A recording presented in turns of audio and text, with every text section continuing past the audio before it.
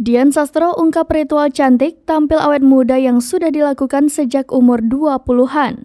Dian Sastro sering dipuji netizen lantaran aktingnya yang memikat. Tak hanya itu, ia juga dipuji lantaran parasnya yang cantik dan awet muda. Wajahnya bahkan dinilai tak berubah sejak masa ABG.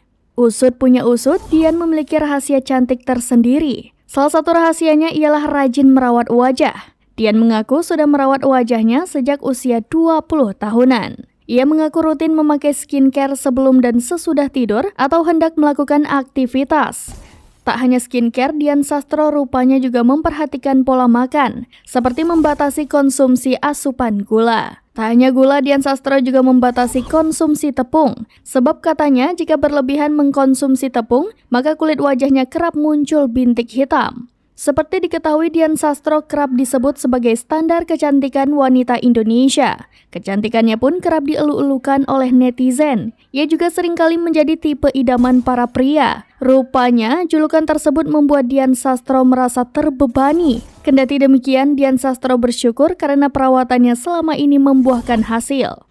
Bukan tanpa alasan ia terbebani akan hal itu.